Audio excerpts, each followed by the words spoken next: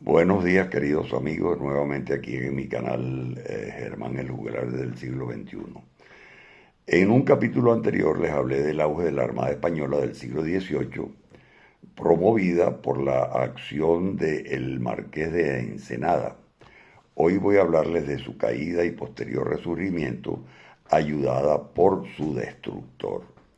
La historia se escribe con tinta de paradoja y a veces quienes nos hacen daño extremo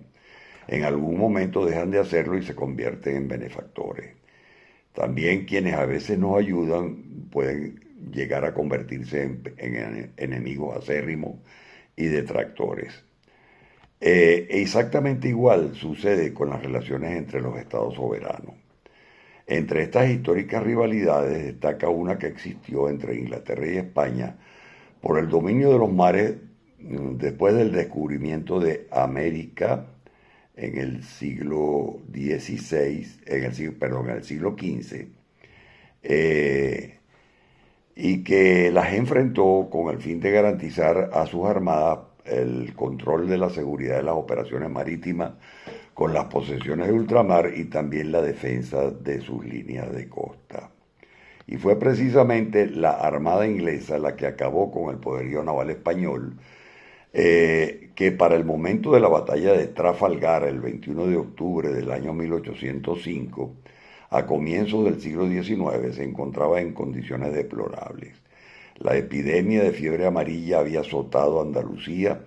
entre los años 1802 y 1804, dejando a la flota sin marineros que tuvieron que ser reclutados de forma apresurada y obligada, y convirtiendo en marineros u hombres de mar bisoños a mendigos, campesinos, soldados de infantería e incluso a reclusos o presos liberados. Además, el estado de los buques de la Armada era lamentable y ruinoso, pues la logística era casi inexistente y las reparaciones y la pintura de los barcos era efectuada por sus propios capitanes a su propio peculio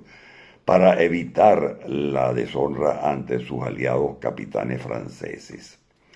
No estaba la Armada española en ese momento en condiciones de sostener un combate a gran escala y mucho menos con la Armada inglesa, la más moderna flota de Europa del momento.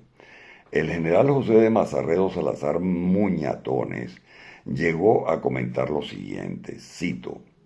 llenamos nuestros buques de una porción de ancianos, de achacosos, de enfermos e inútiles para la mar. Palabras más tarde refrendadas por el mayor general don Antonio de Escaño en su informe sobre la escuadra del Mediterráneo. Cito: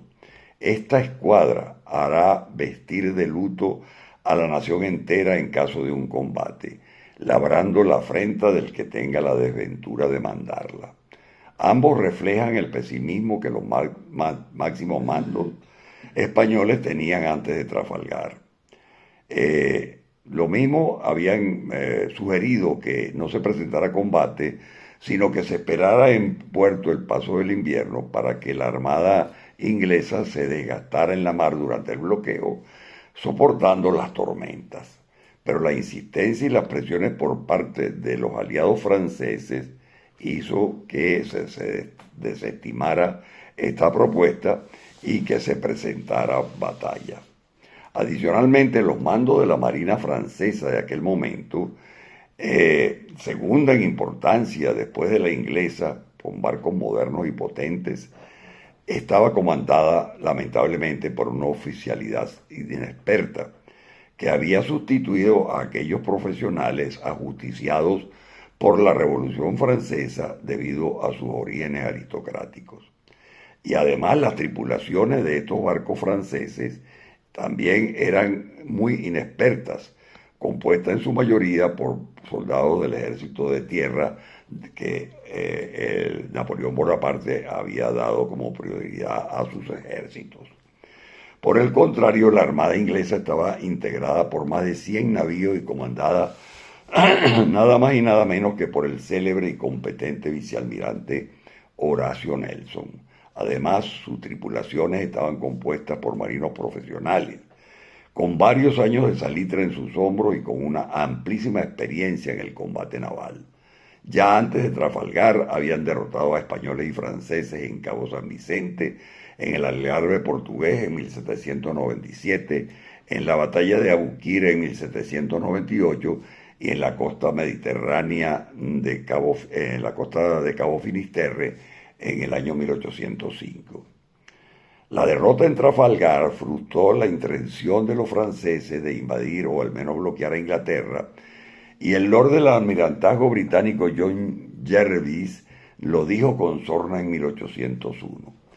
Cito: yo no digo que los franceses de Napoleón no vayan a venir, pero desde luego no vendrán por mar, y supuso el comienzo del poderío naval británico que duraría ya más de un siglo. Aunque esta derrota no significó en absoluto para la destrucción de la Armada Española, pues de los 15 navíos que participaron en la batalla, solo 7 fueron hundidos, y la flota contaba todavía con 37 navíos y 24 fragatas, al que se le sumaron 6 navíos franceses después de haber sido capturados durante la Revolución Española, con la abdicación de Carlos IV en favor de su hijo el príncipe de Asturias, lo que dio comienzo al reinado de Fernando VII.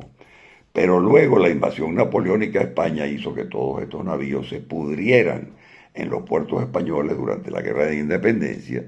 en la cual la prioridad absoluta fue para el ejército de tierra y no a la armada. Trafalgar otorgó a los británicos el dominio absoluto de los mares durante las campañas napoleónicas, pero también durante toda casi la totalidad del siglo XIX, dejando a la flota española debilitada, lo cual también hizo que su control sobre las colonias en América también se debilitara, y su conflicto con Francia en Europa facilitó el inicio de los movimientos de independencia en los países hispanoamericanos a partir de 1810. Pero volviendo a lo que dije al comienzo, este conflicto entre Inglaterra y España por el predominio de sus armadas tuvo un cambio totalmente radical, 180 grados, al despuntar el siglo XX, ya no por razones geopolíticas, sino económicas. Cuando los ingleses llegaron al Ferrol para reconstruir la Marina de Guerra española, cuyos últimos restos habían naufragado en la Guerra de Cuba. Ahora los intereses económicos de Inglaterra estaban representados por Albert Vickers, natural de Sheffield y para el momento uno de los principales fabricantes de armamento y de la construcción naval del mundo. Vickers era consejero en ese momento y socio de la Sociedad Española de Construcción Naval, presidida por Tomás Carlos de Subiría e Ibarra, conde de Subiría, y tenía el 40% de las empresas navales de la Sociedad Española de Construcción Naval. Con eso le permitió aportar tecnología para construir modernos buques de acero. Su llegada al viejo y alicaído astillero del Ferrol le hizo recobrar vida y una tercera etapa de esplendor al mando de esos técnicos ingleses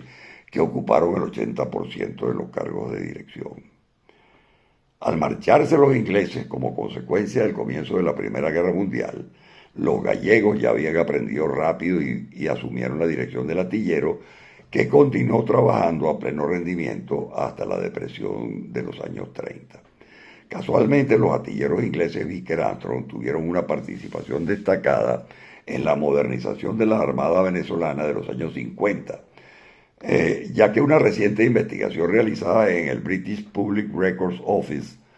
en Londres, el especialista naval norteamericano Norman Friedman encontró documentos relacionados con la estructuración de una ambiciosa armada que el gobierno de Marcos Pérez Jiménez en los años 50 planeaba construir en Inglaterra, para lo cual había pensado comisionar al astillero Vickers Armstrong la construcción de un portaaviones de 25.000 toneladas, hecho desconocido hasta mayo del año 2006, y un crucero de 8.000 toneladas de la clase análoga a los Tiger. Pero la caída de Pérez Jiménez en el año 58 impidió la ejecución total del plan, aunque sí se pudo contratar con Vickers la construcción de 3 destructores de la clase 9 Esparta, derivados de los destructores clase Battle de la Armada Inglesa, que fueron bautizados con los nombres de Nueva Esparta, en servicio desde el 8 de diciembre del 53 hasta 1978, el Zulia en servicio desde el 14 de febrero del 56 hasta el 83 y el Aragua en servicio desde el 14 de febrero del 56 hasta el 75. En todos esos magníficos buques tuve la suerte de iniciar mi servicio naval profesional en la Marina venezolana cuando regresé graduado de alférez de navío en la Escuela Naval del Perú en enero del año 1962. Bueno amigos, eso es todo por hoy. Continuaremos mañana.